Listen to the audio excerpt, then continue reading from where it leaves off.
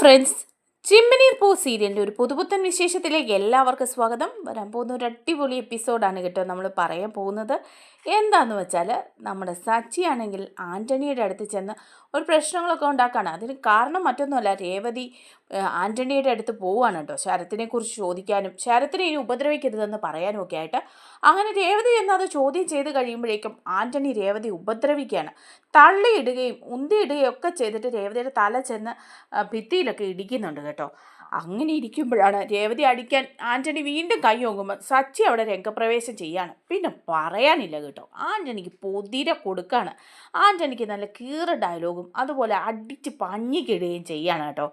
ആ ഒരു വിശേഷങ്ങളിലേക്കാണ് നമ്മൾ പോകുന്നത്. നമ്മുടെ വീഡിയോ ഇഷ്ടമായാലൊന്ന് ലൈക്ക് ചെയ്യണേ, ഹൈപ്പ് ചെയ്യണേ, ചാനൽ കൂടി ഒന്ന് സബ്സ്ക്രൈബ് ചെയ്ത് സപ്പോർട്ട് ചെയ്യണേ. അങ്ങനെ ചന്ദ്രോദയത്തിലാണെങ്കിൽ ചന്ദ്ര ഇടഞ്ഞു നിൽക്കുകയാണല്ലോ. അതിനൊക്കെ ശേഷം സത്യങ്ങളൊക്കെ അറിയേ ഇടഞ്ഞു നിൽക്കുന്ന ചന്ദ്രയും രവിയും കൂടി ഭയങ്കര പിണക്കത്തിലേക്ക് പോവുകയൊക്കെ ചെയ്യുന്നുണ്ട്. അത് കഴിഞ്ഞ് അതൊക്കെ മാറിക്കഴിഞ്ഞ് എല്ലാം ഒന്ന് നോർമലായിട്ടൊക്കെ വരികയാണ് പഴയതുപോലെ. അതായത് നമ്മുടെ ശ്രുതിയും കൂടി കുറേ പണമൊക്കെ കൊടുത്ത് സംഭവമൊക്കെ സോൾവ് ആക്കാനൊക്കെ ശ്രമിക്കുക. അതേസമയം രേവതി സച്ചിയും കൂടെ പറയുന്നുണ്ട്, എന്തായാലും അച്ഛൻ്റെ മനസ്സിൽ ഭയങ്കര വിഷമമുണ്ട്, അതുകൊണ്ട് അച്ഛൻ ഇന്ന് വീണത്. കാരണം അമ്മയോട് ദേഷ്യപ്പെടുന്നുണ്ടെങ്കിലും ഇങ്ങനെയൊക്കെ പറഞ്ഞ് നിൽക്കുന്നുണ്ടെങ്കിലും അച്ഛൻ്റെ ഉള്ളിൽ നല്ല വിഷമമുണ്ട്. നമ്മളെല്ലാവരും പരസ്പരം വഴക്കിടുന്ന കാണുമ്പം അച്ഛൻ തളർന്നു പോകുന്നുണ്ടെന്നൊക്കെ പറയുകയാണ്. അങ്ങനെ അതുപോലെ ശ്രുതിയും ഒക്കെ കടയിലേക്ക് പോവുകയും അതുപോലെ നമ്മുടെ ശ്രീകാന്ത് ആണെങ്കിൽ പോവുകയാണ് കേട്ടോ, റെസ്റ്റോറൻറ്റിലേക്ക് ജോലിക്കായിട്ട് പോവുകയാണ്. അതുപോലെ ഡബ്ബിങ്ങിനായിട്ട് പോവാണ് വർഷ. അങ്ങനെ എല്ലാവരും അവനവൻ്റെ ജോലികൾക്കൊക്കെ പോവുക. അങ്ങനെ രേവതി ആണെങ്കിൽ വീട്ടിലെ ജോലികളെല്ലാം തീർത്തതിന് ശേഷമാണ് കേട്ടോ മാല കെട്ടിയിട്ട് മാല കൊടുക്കാൻ വേണ്ടി പോവുക. അങ്ങനെ പോകുന്ന വഴിക്ക് നമ്മുടെ രേവതി വീട്ടിലേക്ക് കൂടി ഒന്ന് കയറുകയാണ്. വീട്ടിൽ ചെന്ന് അമ്മയെ ഒന്ന് കാണണം, അനിയത്തിയൊക്കെ ഒന്ന് കാണാൻ വേണ്ടിയിട്ട് പോവാണ്. അങ്ങനെ വീട്ടിൽ ചെന്ന് കഴിയുമ്പോഴേക്കും രേവതിയുടെ അമ്മ ആകപ്പാടെ വിഷമത്തില്ല. അപ്പോൾ രേവതി നല്ല സന്തോഷത്തിൽ തന്നെ വന്നിട്ട് ചോദിക്കുക, എന്താ അമ്മേ, എന്താ ഇങ്ങനെ ഇരിക്കുന്നത്, ദേവു എവിടെയെന്ന് ചോദിക്കുക. അപ്പോൾ പറയുന്നുണ്ട്, ദേവു ജോലിക്ക് പോയി എന്ന് പറയാം. ആഹാ, അവൾക്ക് കുഴപ്പമൊന്നുമില്ലല്ലോ അല്ലേ, നല്ല സന്തോഷമായിട്ടല്ലേ ഇരിക്കുന്നതെന്ന് ചോദിക്കുക. അതെ, അവൾക്ക് കുഴപ്പമൊന്നുമില്ല എന്ന് പറഞ്ഞ് പിന്നെയും ലക്ഷ്മിയുടെ മുഖം വല്ലാതെ വാടുകയാണ്. അപ്പോഴേക്കും രേവതി ചോദിക്കുന്നുണ്ട്, എന്താ അമ്മേ, അമ്മയുടെ മുഖം എന്താ പതിവിലും കവിഞ്ഞ് വാടിയിരിക്കുന്നത്, എന്തോ ഒരു വിഷമമുണ്ടല്ലോ അമ്മയ്ക്ക്, എന്താ കാര്യം എന്ന് ചോദിക്കുക. ഒന്നുമില്ല, അല്ല പണത്തിന് എന്തെങ്കിലും ബുദ്ധിമുട്ടുണ്ടോ, അതാണോ പ്രശ്നം എന്ന് ചോദിക്കുമ്പം ലക്ഷ്മി പറയുന്നുണ്ട്, ഇല്ല, പണത്തിൻ്റെ ബുദ്ധിമുട്ടൊന്നും അല്ല മോളെ പ്രശ്നം. പിന്നെ എന്താ വിഷമമെന്ന് വെച്ചാൽ പറ, അമ്മയ്ക്ക് എന്ത് വിഷമമുണ്ടല്ലോ എന്നോട് പറയാമല്ലോ, പിന്നെ ഇങ്ങനെയൊക്കെ ഇരിക്കുന്നത് എന്തിനാ എന്ന് ചോദിക്കുക. അപ്പോൾ പറയുന്നുണ്ട്, അത് എനിക്ക് അവൻ്റെ കാര്യം ആലോചിച്ചിട്ടാണ് വിഷമം, ശരത്തിൻ്റെ. അപ്പോഴേക്കും ഉടനെ രേവതി ചോദിക്കുക, എന്താ ശരത്തിൻ്റെ കാര്യം ആലോചിച്ചപ്പോൾ ഇത്ര വിഷമിക്കാൻ, അവൻ പഴയതുപോലൊക്കെ തന്നെയാണോ, അവൻ ക്ലാസ്സിനൊന്നും പോകുന്നില്ലേ എന്നൊക്കെ ചോദിക്കുക. അപ്പോഴേക്കും ലക്ഷ്മി ഒന്നും മിണ്ടാതിരിക്കുക. അപ്പോൾ രേവതി വീണ്ടും ചോദിക്കുക, അതെന്താമേ, അവനിപ്പോൾ പഴയ കൂട്ടുകെട്ടുകളൊക്കെ നിർത്തിയില്ലേ, ആ ആൻ്റണിയുമായിട്ടുള്ള കൂട്ടുകെട്ടുകളും ആൻ്റണിയുടെ പലിശ പിരിവും കള്ളത്തരങ്ങളും എല്ലാം നിർത്തിയെന്നാണല്ലോ അവൻ പറഞ്ഞത്, എന്നിട്ട് ഇപ്പോഴും അവൻ മോശമായിട്ട് തന്നെയാണോ നടക്കുന്നേ. അപ്പോഴേക്കും രേവതിയുടെ അമ്മ പറയുന്നുണ്ട്, അതെ, അവൻ കൂട്ടുകെട്ടൊക്കെ നിർത്തിയെന്നാ ഞാനും ആലോചിച്ചത്, നിങ്ങൾ പറഞ്ഞപ്പോൾ ഞാനും അങ്ങനെ വിചാരിച്ചു, പക്ഷേ അവൻ്റെ പോക്ക് അത്ര പന്തിയല്ലെന്നാണ് തോന്നുന്നത്. ആൻ്റണിയുടെ കൂടെ നടന്ന് അവൻ വളരെ താമസിച്ച വീട്ടിൽ വരുന്നത്, ക്ലാസ്സിലൊന്നും പോകുന്നൊന്നുമില്ല. ആഹാ, അങ്ങനെയാണോ അവൻ, അന്ന് അവൻ എനിക്ക് സത്യം ചെയ്ത് തന്നതാണല്ലോ, ഇനി ആൻ്റണി ആയിട്ടുള്ള യാതൊരു കൂട്ടുകെട്ടും ഇല്ലെന്ന്, പിന്നെ വെറുതെ അവൻ്റെ കൂടെ നടക്കുകയും സംസാരിക്കുകയൊക്കെ ചെയ്യുന്നേ ഉള്ളൂ, പിണക്കം നടിക്കുന്നില്ല എന്നാണല്ലോ അവൻ പറഞ്ഞത്. അപ്പം ഉടനെ രേവതിയുടെ അമ്മ പറയുക, അതെ, അങ്ങനെയൊക്കെയാണ് പറഞ്ഞതെങ്കിലും ഇപ്പോൾ അവൻ്റെ സ്വഭാവം ഒരുപാട് മാറിപ്പോയി, അവൻ ഒത്തിരി താമസിച്ച വീട്ടിൽ വരുന്നത്, കഴിഞ്ഞ ദിവസം അവൻ്റെ പോക്കറ്റിൽ നിന്ന് സിഗരറ്റ് വരെ കിട്ടി എന്ന് പറയുമ്പം രേവതിക്ക് അങ്ങ് ദേഷ്യം വരെ. രേവതി ചോദിക്കുക, സിഗരറ്റോ, അവൻ സിഗരറ്റ് വലിക്കാനും തുടങ്ങിയോ അമ്മേ എന്ന് ചോദിക്കുമ്പം ലക്ഷ്മി പറയാം, അറിയില്ല, അങ്ങനെ എന്തെങ്കിലും തുടങ്ങിയിട്ടുണ്ടാവും, അതുകൊണ്ടല്ലേ അവൻ്റെ പോക്കറ്റിൽ നിന്ന് സിഗരറ്റ് കിട്ടിയത്. അപ്പം രേവതി പറയാം, ആഹാ, അത്രയ്ക്കായോ അവൻ ആ ആൻ്റണി ആയിട്ടുള്ള എല്ലാ ബന്ധങ്ങളും നിർത്തിയെന്നും അവൻ്റെ കൂടെയുള്ള ആ കൂട്ടുകെട്ട് നിർത്തിയെന്നും എനിക്ക് സത്യം ചെയ്തു തന്നാ, പിന്നെ വെറുതെ കാണുകയും സംസാരിക്കുകയും ഒക്കെ ചെയ്യുന്നോളെന്നാണ് പറഞ്ഞത്, ആ ഫ്രണ്ട്ഷിപ്പ് വിടുന്നില്ലെന്ന് മാത്രമേ പറഞ്ഞുള്ളൂ, എന്നിട്ടിപ്പം ആ കൂട്ടുകൂടി അവൻ ഇങ്ങനത്തെ സ്വഭാവത്തിൽ നടക്കുവാണോ, ഇതങ്ങനെ വിട്ടാൽ പറ്റില്ലല്ലോ എന്ന് പറയുമ്പോൾ ലക്ഷ്മി പറയാം, മോളെ എന്ത് ചെയ്യാനാ, നീ അവനെ കണ്ടൊന്ന് ഉപദേശിക്കണം, ഇല്ലെങ്കിൽ എനിക്ക് സഹിക്കാൻ പറ്റില്ല, നിൻ്റെ അച്ഛൻ മരിക്കുന്നവരെ ഒരു തുള്ളി മദ്യം പോലും കുടിച്ചിട്ടില്ല, ഇനിയിപ്പം അവൻ ഈ കൂട്ടുകെട്ടിൽ കൂടി നടന്ന് ഒരു മദ്യപാനി കൂടിയായി മാറുമോ എന്നുള്ള പേടിയാണ് എനിക്ക്, അവൻ്റെ സ്വഭാവമൊക്കെ അങ്ങ് മാറിപ്പോയി മോളെ, അതുകൊണ്ട് നീയും സച്ചിയും കൂടി അവനെ ഒന്ന് ഉപദേശിക്കണം, ഇങ്ങനെ മോശമായിട്ട് നടക്കാതെ നല്ല രീതിയിൽ നടക്കാൻ വേണ്ടി പറയണം, അപ്പോൾ രേവതി പറയാം, ആഹാ അവൻ അങ്ങനെയാണോ, ഇത്രയ്ക്ക് അഹങ്കാരമായോ ശരത്തിന്? അവനോട് ഞാൻ ചോദിക്കാം. അതിനു മുമ്പ് ചോദിക്കേണ്ട ഒരാളുണ്ട്, ആ ആൻ്റണി. അവനെ ഇതിനെല്ലാം കാരണം, അവനെ ഈ പ്രശ്നങ്ങൾ മുഴുവൻ ഉണ്ടാക്കുന്നത്. അവൻ കാരണം ശരത്ത് ഇപ്പം ഇങ്ങനെ ഉഴപ്പി നടക്കുന്നത്. അവൻ്റെ ലക്ഷ്യം ശരത്തിനെ വഴി തെറ്റിക്കുക എന്നുള്ളതാ. എന്നിട്ട് വേണം അവനെ എന്നോടും അതുപോലെ സച്ചി എന്നോടും പകരം വിട്ടാൻ. അതിന് വേണ്ടിയിട്ടാണ് അവൻ ശരത്തിനെ കൂട്ടുപിടിച്ചത്. എനിക്ക് എന്താ ചെയ്യേണ്ടതെന്നറിയാം. ശരത്തിനെയല്ല ആദ്യം ഉപദേശിക്കേണ്ടത്, ആദ്യം പറയേണ്ടത് ആ ആൻ്റണിയോടാ. അവനോട് പറയേണ്ട രീതിയിൽ പറഞ്ഞാലേ അവൻ ശരത്തിനെ വിടുള്ളൂ, എന്നാലേ അല്ല ശരിയാവുള്ളൂ. ഞാൻ ഇപ്പം തന്നെ പോയി ചോദിച്ചിട്ട് വരാമെന്ന് പറഞ്ഞ് രേവതി ഇറങ്ങാം. അപ്പോൾ ലക്ഷ്മി പറയുന്നുണ്ട്, വേണ്ട മോളെ, നീ ആ ആൻ്റണിയുടെ അടുത്ത് പോകണ്ട, അവൻ ആളത്ര ശരിയല്ല, വെറുതെ നീ പോയി വഴക്കിനൊന്നും നിൽക്കണ്ട കേട്ടോ. അപ്പോൾ രേവതി പറയാം, അത് പറഞ്ഞാൽ പറ്റില്ല, ഞാൻ പോയി ചോദിച്ചിട്ടേ ഉള്ളൂ, അമ്മയൊന്ന് മാറി നിൽക്ക് എന്ന് പറഞ്ഞ് തുള്ളിച്ചാടി രേവതി ഇറങ്ങി പോവുക കേട്ടോ, നമ്മുടെ ആൻ്റണിയെ കണ്ട് ശരത്തിൻ്റെ കാര്യമൊക്കെ സംസാരിക്കാനായിട്ട്. പിന്നെ കാണിക്കുന്നതാണെങ്കിൽ നമ്മുടെ ശ്രീകാന്തിൻ്റെ റെസ്റ്റോറൻ്റാണ്. ശ്രീകാന്ത് റെസ്റ്റോറൻറ്റിൽ വർക്ക് ചെയ്തുകൊണ്ടിരിക്കുക. അപ്പോൾ ശ്രീകാന്തിൻ്റെ ഒരു ഫ്രണ്ട് കൂടിയുണ്ട് കേട്ടോ. അപ്പോൾ അവർ നല്ല ജോളിയായിട്ട് ഇങ്ങനെ ഇരിക്കുന്ന സമയത്താണ് ശ്രീകാന്തിൻ്റെ റെസ്റ്റോറൻറ്റിൻ്റെ ഓണർ വരുന്നത്. അപ്പോൾ ഒരു കാറിൽ വന്ന് ഓണർ ഇറങ്ങുന്നുണ്ട്. ഓണറിൻ്റെ വൈഫുണ്ട്, കൂടെ ഒരു പെൺകുട്ടി കൂടിയുണ്ട് കേട്ടോ. ഇത്തിരി ഒരു ഗമയൊക്കെയുള്ള അഹങ്കാരിയായ ഒരു പെൺകുട്ടി, നീതു എന്നാണ് കേട്ടോ ആ പെൺകുട്ടിയുടെ പേര്. അപ്പോൾ ആ പെൺകുട്ടി ഇറങ്ങി വരുമ്പം ഇതെന്താ അച്ഛാന്നൊക്കെ പറയാം. ആ മോള് ബാ, ഞാനിവിടെ സ്റ്റാഫിനെയൊക്കെ മോക്ക് പരിചയപ്പെടുത്തി തരാമെന്നൊക്കെ പറഞ്ഞ് ഓണർ വരിക. അപ്പം ശ്രീകാന്തിൻ്റെ ഒരു ഫ്രണ്ട് പറയാം, എടാ നോക്കിക്കേടാ, നമ്മുടെ ഓണർ വരുന്ന കണ്ടോയെന്ന് ചോദിക്കുക. അപ്പോൾ ശ്രീകാന്ത് പറയാം, എടാ അതെന്താ കാണാൻ, അദ്ദേഹം എന്നും വരുന്നതല്ലേ, അദ്ദേഹം വരുന്ന ഇനി എന്ത് കാണാനാ? അല്ല, അദ്ദേഹത്തിൻ്റെ കൂട്ടത്തിൽ ഒരു സ്ത്രീ കൂടി ഉണ്ടെന്ന് പറയാം. അപ്പം ശ്രീകാന്ത് പറയാം, സ്ത്രീ ഉണ്ടല്ലോ, അത് പുള്ളിയുടെ ഭാര്യയായിരിക്കും, അതിന് നിനക്കെന്താ? അപ്പം പറയാം, എടാ അതല്ലടാ, ആ കൂടെ വേറൊരു പെൺകുട്ടി കൂടി വരുന്നുണ്ടോ, നീ ഒന്ന് സൂക്ഷിച്ച് നോക്കിക്കേ. നിനക്ക് എന്താ എന്നും പറഞ്ഞ് ശ്രീകാന്ത് നോക്കുമ്പോൾ ചെറുപ്പക്കാരിയായ ഒരു പെൺകുട്ടി കൂടി വരുന്നുണ്ട്. അത്യാവശ്യം ജാടയൊക്കെ ആയിട്ടാണ് കേട്ടോ വരുന്നത്. അങ്ങനെ വരുമ്പോഴേ വലിയ ഹിന്ദിയും ഒക്കെ സംസാരിച്ചാൽ നോർത്തിൽ എവിടെയോ പഠിക്കുകയായിരുന്നെന്നാണ് പറയുന്നത്. അങ്ങനെ ഓണർ പറയുന്നുണ്ട്, മോള് വാ, ഞാൻ എല്ലാ സ്റ്റാഫിനെയും പരിചയപ്പെടുത്തി തരാം, എല്ലാ കാര്യങ്ങളും മോള് പഠിക്കണം, ഇനിയിപ്പോൾ ഇതൊക്കെ മുന്നോട്ട് കൊണ്ടുപോകണമെന്ന് പറയാം.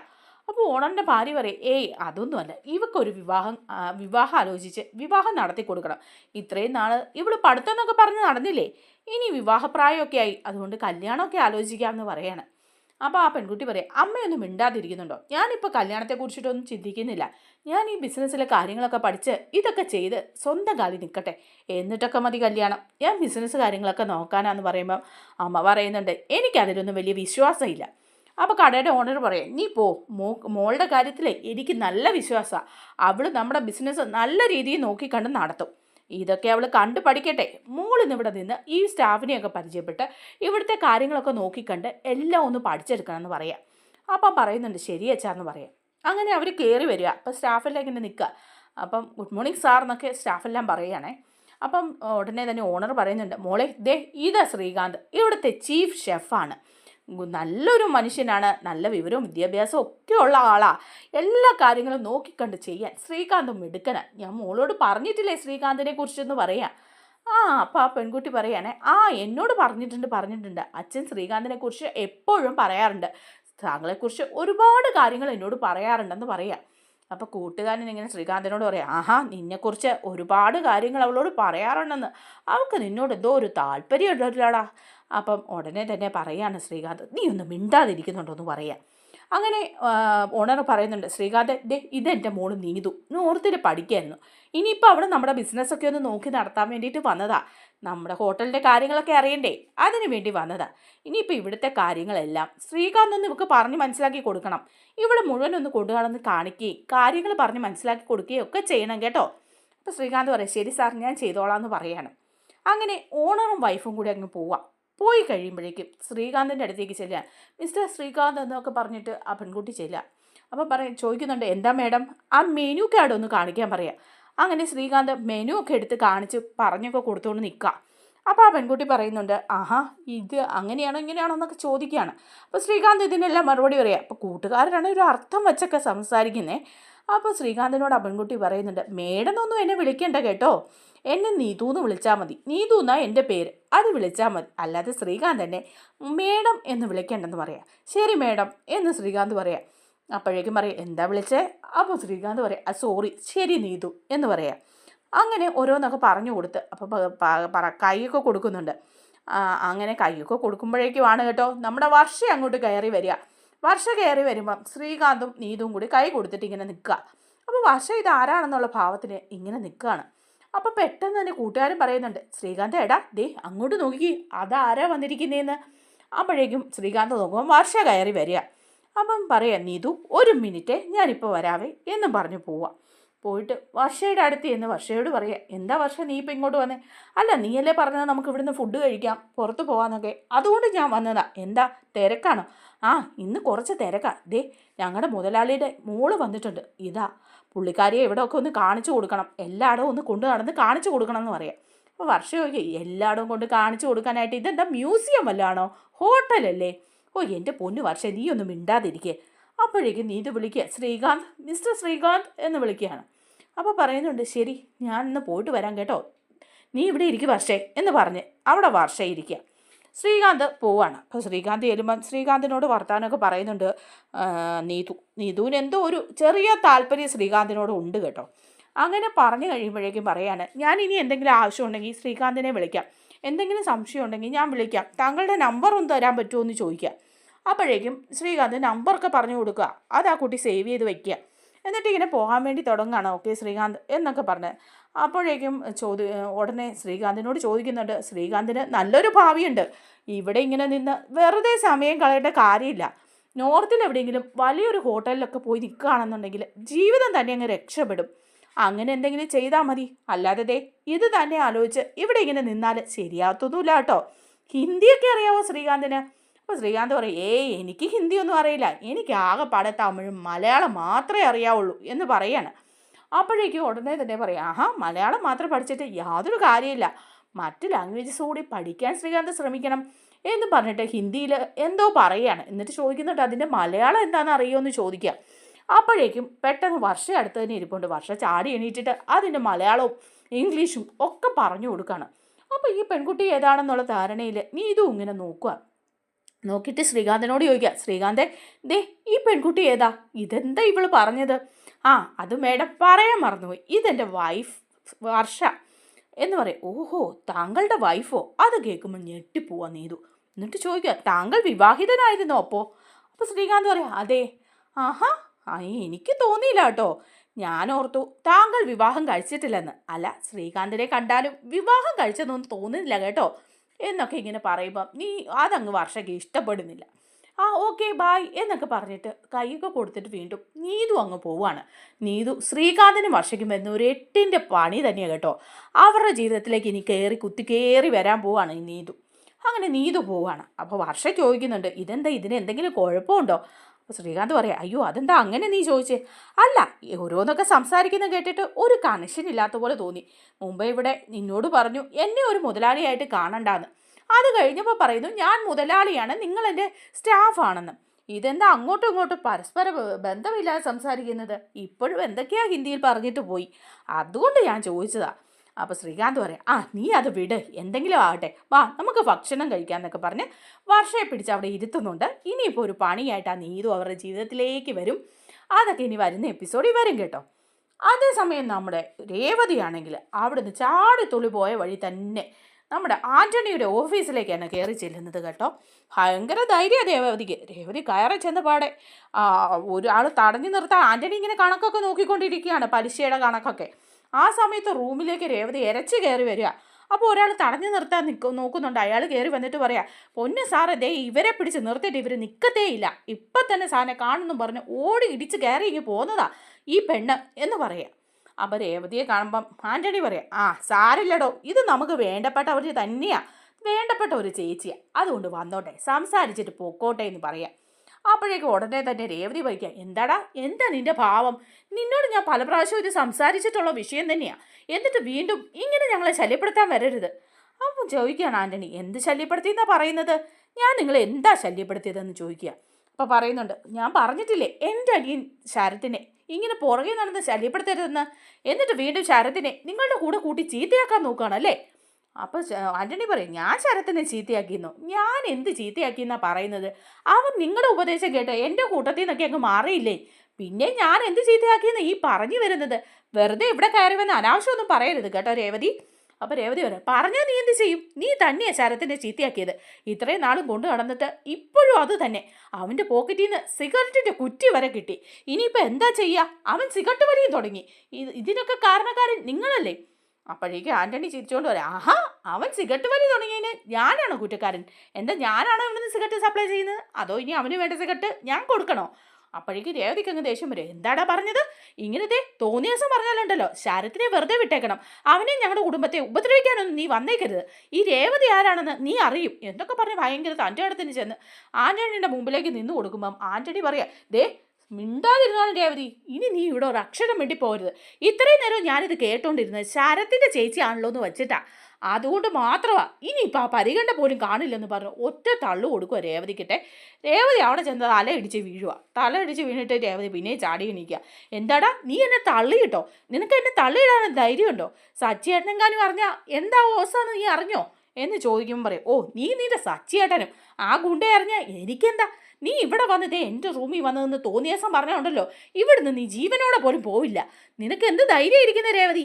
അപ്പോൾ രേവതി പിന്നെയും ചെല്ലുകയാണേ ആൻ്റണിയുടെ നേരെ. അപ്പം ഗുണ്ടകളൊക്കെ പിടിച്ചു മാറ്റാൻ വരുമ്പോൾ ആൻ്റണി പറയുന്നുണ്ട്, വേണ്ട, ഇവിടെ പിടിച്ചു മാറ്റാനൊന്നും നിങ്ങളാരും വരണ്ട, ഞാൻ വേണ്ടത് കൊടുത്തോളാം, ഞാൻ മാത്രം മതി ഇവക്ക് എന്ന് പറഞ്ഞ് ചെല്ലുമ്പോഴേക്ക് പിന്നെ രേവതി ചെല്ലുമ്പം കൈ ഓങ്ങുവാണ് നമ്മുടെ ആൻ്റണി അടിക്കാൻ കൈ ഓങ്ങുമ്പോൾ വേറൊരുത്തനെ അതിൻ്റെ ഇടയിലേക്ക് തള്ളി വീഴുമ്പോൾ നോക്കുമ്പോൾ ആരാണോ വരുന്നത്? നമ്മുടെ സച്ചി വരെ ഒരാളെ അങ്ങ് തള്ളിയിട്ടേച്ച്. അപ്പോൾ രേവതിക്ക് അടി കൊള്ളുന്നുമില്ല. അപ്പോഴേക്കും സച്ചി നോക്കി, എന്താ നീ എൻ്റെ ഭാര്യയുടെ നേരെ കൈ ഓങ്ങാറായോടാ? നീ എന്തിനാണ് രേവതിയെ കൈ ഓങ്ങിയത്? നീ രേവതിയെ കൈ ഓങ്ങി അടിക്കാൻ തുടങ്ങുവാടാ എന്നൊക്കെ ചോദിച്ച് നല്ല അടി കൊടുക്കുവാണ്. നിലത്തിട്ട് ചവിട്ടുവാണ് കേട്ടോ ആൻ്റണി. അപ്പം ആൻ്റണി പറയുന്നുണ്ട്, അത് സച്ചി, നിൻ്റെ ഭാര്യ ഇവിടെ വന്ന് പ്രശ്നം ഉണ്ടാക്കുന്നത്. ആ ശരത്തിനെ ഞാൻ എന്തോ ചെയ്തെന്ന് പറഞ്ഞ് ഇവളിവിടെ വന്ന് ചോദിക്കുന്നു. എന്നെ ഇവിടെ വന്ന് ചോദിക്കാൻ മാത്രം ആയോ ഇവള് എന്ന് ചോദിക്കുമ്പം, ഹാ അത് ശരിയല്ലേ, നീയല്ലേ ശരത്തിനെ നശിപ്പിക്കുന്നത്. ഇനി മേല എൻ്റെ ഭാര്യയോ എൻ്റെ ഭാര്യയുടെ അനിയനെയോ ഉപദ്രവിക്കാൻ വന്നേക്കരുത്. ഞങ്ങളുടെ കുടുംബത്തിൽ കയറി കളിക്കരുതെന്ന് നിന്നോട് ഞാൻ പല പ്രാവശ്യം പറഞ്ഞാ. എന്നിട്ട് നീ രേവതിയെ വീണ്ടും ഉപദ്രവിക്കുകയാണോ എന്നൊക്കെ പറഞ്ഞ് പിടിച്ച് തള്ളി മാറ്റുക. അപ്പം നോക്കുമ്പോഴേക്കും നമ്മുടെ സച്ചിയുടെ കയ്യിൽ ഇച്ചിരി ബ്ലഡൊക്കെ കാണുക. അപ്പോൾ രേവതി ഇങ്ങനെ നോക്കുമ്പോൾ രേവതിയുടെ തലയുടെ പുറകെ ഇങ്ങനെ മുറിഞ്ഞിട്ടുണ്ട് കേട്ടോ. അവിടെ നിന്നാണ് വരുന്നത്, ആ നിലത്ത് വീണപ്പം. അപ്പോഴേക്കും ഇങ്ങനെ സച്ചി നോക്കുമ്പോൾ രേവതിയുടെ തല മുറിഞ്ഞിരിക്കുക. സച്ചി, തല മുറിഞ്ഞോ? ദേ ഇവൻ ഉപദ്രവിച്ചാണോ? ഇവൻ നിന്നെ തള്ളിയിട്ടോ എന്നൊക്കെ ചോദിക്കുമ്പോൾ, വേണ്ട സച്ചിയേട്ടാ, ഒന്നും വേണ്ട എന്ന് രേവതി പറയുക. അപ്പോൾ സച്ചി അങ്ങോട്ട് ചെന്നേച്ചു, നീ രേവതിയെ തള്ളിയിട്ടോ? നിനക്കിതിന് ധൈര്യം ഉണ്ടായോ? എൻ്റെ ഭാര്യയെ തല്ലാൻ മാത്രം നീ ആയോടാ? അവളെ ഉപദ്രവിക്കാൻ, അവളുടെ ദേഹത്തുനിന്ന് ചോര പൊടിക്കാൻ മാത്രം ആയോടാ നീ എന്നൊക്കെ പറഞ്ഞ് ഇടിച്ച് ഇഞ്ച പരുവാക്കുവാണ് നമ്മുടെ ആൻ്റണിയാണെ മടക്ക ഇടി കൊണ്ട് ഇങ്ങനെ ഇരിക്കി വെച്ച് അതഞ്ഞ്. ദേ ഒരു കാര്യം പറഞ്ഞേക്കാം, നിനക്ക് സച്ചി അറിയാമല്ലോ. അപ്പോൾ ആൻ്റണി, സച്ചി വെറുതെ ഉപദ്രവിക്കരുത്, ഇവളാ ഇങ്ങോട്ട് പ്രശ്നത്തിന് വന്നത്. എന്ത് പ്രശ്നത്തിന് വന്നാലും ഇനി മേല എൻ്റെ രേവതിയെ തൊട്ടു പോകരുത്. എൻ്റെ രേവതിയോ എൻ്റെ കുടുംബത്തിലുള്ളവരെയോ ഉപദ്രവിക്കാൻ നീ വന്നിട്ടുണ്ടെങ്കിൽ പിന്നെ നീ ജീവനോട് കാണില്ലെന്ന് ഓർക്കണം. ഇത് ആദ്യത്തെ താക്കീതല്ല ആൻ്റണി, നിനക്ക് പല പ്രാവശ്യം ഞാൻ നിനക്ക് താക്കീത് തന്നിട്ടുണ്ട്. ഇനിതേ ഈ സച്ചി ഇതിനൊരു വിട്ടുവീഴ്ചയും ചെയ്യില്ല, നീ കണ്ടോണം എന്ന് പറഞ്ഞ് നല്ല ഒരു താക്കീതും കൊടുത്ത് ഇടിച്ച് ഇഞ്ചപ്പരുവാക്കിയിട്ട് രേവതിയും കൂട്ടിക്കൊണ്ട് പോവുക. രേവതിയാണെ, വാ സച്ചിയേട്ടാ, ഒരു പ്രശ്നം ഉണ്ടാക്കണ്ട എന്നൊക്കെ പറഞ്ഞ് വിളിച്ച് പെറുക്കി കൊണ്ടുപോവുക. എന്നിട്ട് പിന്നെ കാണിക്കുന്നത് രേവതി ഹോസ്പിറ്റലിലാണ് കേട്ടോ. തല മുറിഞ്ഞത് കൊണ്ട് തന്നെ ഹോസ്പിറ്റലിലാണ്. അപ്പോൾ തന്നെ ഡോക്ടർ ചോദിക്കുന്നുണ്ട്, ഇത് എന്ത് പറ്റിയതാ, വീണതാണോ എന്ന് ചോദിക്കുക. അപ്പോൾ പറയുന്നുണ്ട് സച്ചി, ആ വീണതാ, തറയിലേക്ക് കാല് തെന്നി വീണതാന്ന് പറയുക, അടിയുണ്ടാക്കാൻ പോയതാണെന്നൊന്നും പറയുന്നില്ല. അപ്പോൾ ഡോക്ടർ പറയുന്നുണ്ട്, ആ ചെറിയ മുറിവുണ്ട്, ഇനി ഉള്ളിലേക്ക് എന്തെങ്കിലും ഇഞ്ചുറി ഉണ്ടോ എന്ന് അറിയണമെങ്കിൽ ഒന്ന് സ്കാൻ ചെയ്ത് നോക്കണം എന്ന് പറയാണ്. അപ്പോൾ സച്ചിക്ക് പേടിയാവും. സച്ചി ചോദിക്കും, അതെന്താ ഡോക്ടറെ, അത്രയ്ക്ക് സംഭവിച്ചോ? സ്കാൻ ചെയ്ത് നോക്കണം എന്ന് പറയാൻ ഇത്തിരി സീരിയസ് ആണോ കാര്യം എന്ന് ചോദിക്കുക. അപ്പോൾ ഡോക്ടർ പറയാം, അല്ല അങ്ങനെയാണോ എന്ന് നമുക്കറിയണ്ടേ, ചെക്ക് ചെയ്താലല്ലേ ഉള്ളിൽ എന്തെങ്കിലും പ്രശ്നമുണ്ടോ എന്ന് അറിയുള്ളൂ. അതുകൊണ്ട് രേവതിയുടെ തലയൊന്ന് സ്കാൻ ചെയ്ത് നോക്കണം, അതുകൊണ്ട് ശ്രദ്ധിക്കണം എന്ന് പറയാം. അപ്പോൾ സച്ചി പറയാം, ശരിയാ ചെയ്യാം, രേവതിക്ക് പ്രശ്നമൊന്നുമില്ലല്ലോ അല്ലേ ഡോക്ടറെ എന്ന് ചോദിക്കുക. ഡോക്ടർ പറയാം, ഇപ്പോൾ കണ്ടിട്ട് പ്രശ്നമൊന്നുമില്ല, പക്ഷേ സ്കാൻ ചെയ്ത് നോക്കിയിട്ട് പ്രശ്നമൊന്നുമില്ല, നിങ്ങൾക്ക് ഇപ്പോൾ തന്നെ പോകാമെന്ന് പറയാം. അപ്പോൾ രേവതി പറയാം, സച്ചിയേട്ടാ കുഴപ്പമൊന്നുമില്ല, നീ സ്കാൻ ചെയ്യുമൊന്നുമില്ല, പേടിക്കാനൊന്നുമില്ലെന്ന് പറയാം. എന്നിട്ട് പിന്നെ അവിടെ സ്കാൻ ചെയ്യാൻ വേണ്ടി കിടക്കുകയാണ് കേട്ടോ. ആ സമയത്ത് രേവതി ചോദിക്കുന്നുണ്ട്, സച്ചിയേട്ടൻ എങ്ങനെ ഇപ്പം അങ്ങോട്ട് വന്നത്? സച്ചിയേട്ടൻ എങ്ങനെയാണ് അറിഞ്ഞത് ഞാൻ ആൻ്റണിയുടെ അടുത്ത് പോയിന്ന്? അപ്പോഴേക്ക് സച്ചി പറയാം, അത് നിൻ്റെ അമ്മ എന്നെ വിളിച്ച് പറഞ്ഞു നീ ആൻ്റണിയോട് ചോദ്യം ചെയ്യാൻ പോയെന്ന്. അപ്പോഴേ എനിക്കറിയായിരുന്നു ഇതൊക്കെ സംഭവിക്കുമെന്ന്. വെറുതെ ആ വെട്ടുപോത്തിൻ്റെ അടുത്തോട്ട് ചെന്ന് കൊടുക്കുമല്ലായിരുന്നോ നീ? അപ്പോഴേ ഞാൻ നേരെ അങ്ങോട്ട് വന്നത് അതുകൊണ്ട് തന്നെയാണ് എന്ന് പറയാം. അങ്ങനെ രേവതി സച്ചി ഹോസ്പിറ്റലിൽ കിടക്കുക. ശരത്തും അമ്മയും കൂടെ കാണാൻ വരുന്നൊക്കെ ഉണ്ട്. ശരത്താണ് രേവതിയോട് മാപ്പ് ചോദിച്ച് പറയുന്നുണ്ട്, ഇനി ഞാൻ ആൻ്റണിയായിട്ട് ഒരു കൂട്ടുകെട്ടിനും പോവില്ല, ചേച്ചി ഇങ്ങനെ ഉപദ്രവിച്ച് ആൻ്റണിയുടെ അടുത്ത് ഒരു കാര്യത്തിനും ഞാൻ ഇനി പോവില്ലെന്നൊക്കെ പറഞ്ഞ് ശരത്ത് രേവതിയോടും സച്ചിയോടും മാപ്പൊക്കെ പറയുന്നുണ്ട് കേട്ടോ. നമ്മുടെ വീഡിയോ ഇഷ്ടമായാലോ ഒന്ന് ലൈക്ക് ചെയ്യണേ, ഹൈപ്പ് ചെയ്യണേ, ചാനൽ കൂടി ഒന്ന് സബ്സ്ക്രൈബ് ചെയ്ത് സപ്പോർട്ട് ചെയ്യണേ. താങ്ക്